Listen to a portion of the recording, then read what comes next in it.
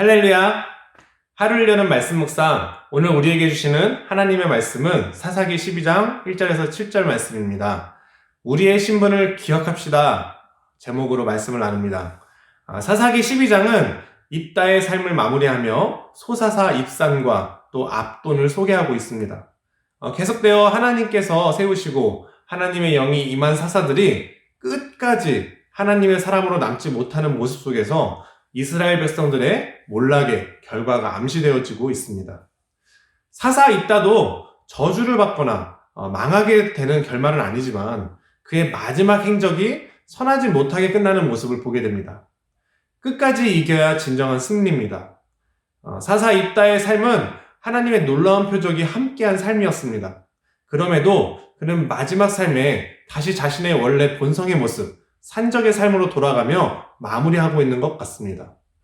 우리는 예수님의 은혜로 하나님의 자녀된 자들입니다. 한 번 난 자가 어찌 다시 태어날 수 있을까요? 그러나 하나님은 우리를 다시금 하나님의 자녀로 살아가게 하셨습니다.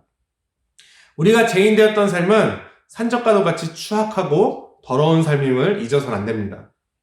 우리의 신분은 바뀌었지만 우리의 삶 속에 인스적인 모습을 끊어내지 않는다면 우리는 길르앗 사람 입다처럼 마지막까지 하나님의 영광을 드러낼 수가 없습니다.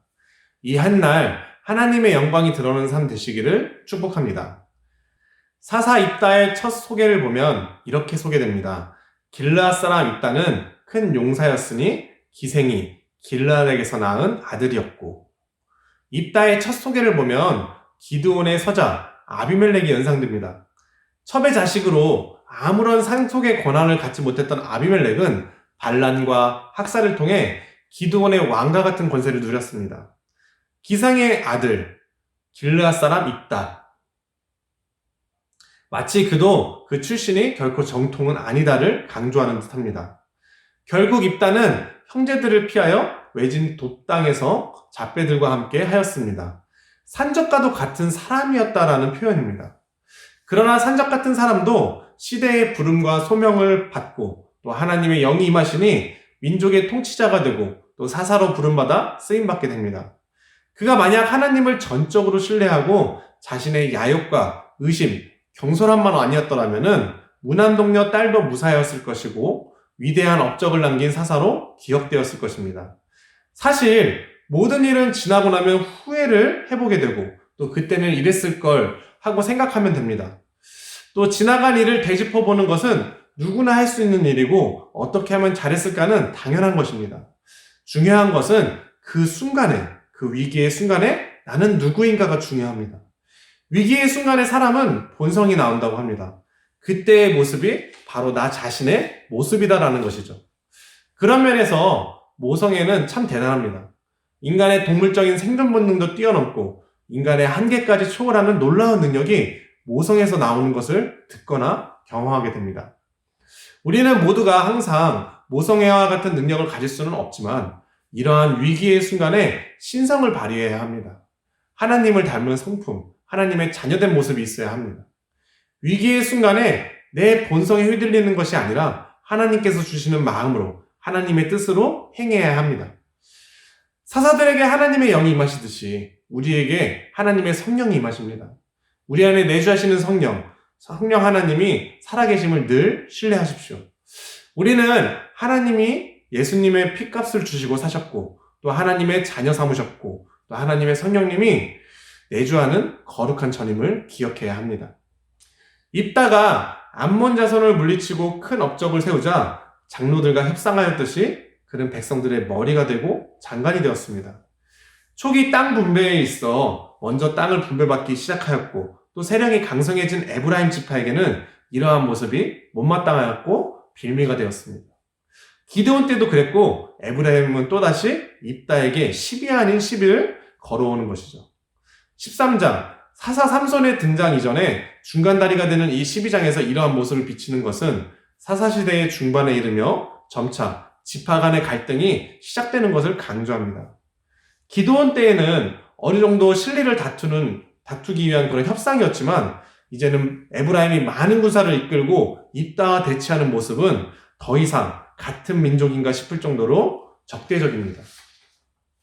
입다는 처음에는 마치 장로들과 협상하고 또 암몬족속들과 협상하고 또 하나님 앞에서 서원하듯이 그들을 타이르고 또 포용하려는 듯 보입니다. 그러나 2절, 3절의 이 원어적인 표현들은 완연한 그런 표현들이 아니라 호전적이고 또 꾸짖는 어감의 표현들입니다. 입다는 큰 업적을 세우고 장로들과 협상하였듯이 머리가 되고 장관이 되었지만 이스라엘에는 왕과 같은 권세에 대한 이 바른 모범이 없었으며 또 입다는 그런 권세를 누린 지도자였지만 내면은 아직 외진 돛땅의 산적과 같은 본성이 남아 있었습니다. 결국 좋아 보였던 협상은 결렬되었고 동족상잔의 비극이 벌어지고 맙니다. 이로 인해 죽임당한 에브라임 사람의 수가 42,000명이라는 어마어마한 숫자를 기록합니다. 사사기의 특징은 구원자로 부름받은 사사들로 인해서 위기를 극복한 이스라엘 백성들이 사사가 다스리는 동안 평안하였더라는 그런 구원의 공식이 있습니다. 그러나 입다의 결말은 평안이라는 단어가 결코 등장하지가 않습니다. 그리고 입다를 사사라 칭하였지만 마지막까지 길르앗 사람 입다라고 기록합니다. 위기의 순간 끝까지 우리는 본성에 휘둘려서는 안 됩니다. 우리는 하나님의 형상을 닮은 하나님의 자녀임을 기억해야 합니다. 지난주에 담임 목사님의 설교 중에 영광에 대한 해석이 인상 깊게 남아 있습니다. 영광은 거울에 비친 모습이 영광이다. 영광은 내가 올려드리고 내가 잘하는 것이 아니라 하나님이 나를 보았을 때 거기에 하나님의 형상이 있는 것이 영광이다. 어른이 되면은 누구나 자신의 내면을 감춥니다. 그리고 자신을 포장하기 위해 노력하죠. 상담학적인 표현으로는 페르소나, 가면이라 하고 또 일상적인 용어로 인생의 연륜 같은 표현이 될 수 있습니다. 그러나 우리가 하나님의 형상을 비추는 것은 인생의 연륜과는 다른 것입니다. 하나님의 은혜로 거듭나는 것, 우리의 본성이 완전히 하나님의 형상으로 태어나는 것입니다. 산적이 머리가 되고 장관이 되고 사사로 부름받듯이 우리의 능력이 아닌 하나님의 능력이고 하나님의 은혜이고 하나님의 영이 임하시는 일입니다. 이 놀라운 기적이 나로는 불가능하지만 예수님의 은혜로 우리에게 주신 하나님의 선물입니다. 우리는 하나님의 자녀로 거듭났습니다. 본성을 감추는 것이 아니라 완전한 하나님의 형상이 되어가며 하나님 보시기에 하나님께 영광되도록 살아가는 모습이야말로 참 그리스도인의 삶입니다. 이 하루도 하나님의 자녀된 신분을 기억합시다. 아멘.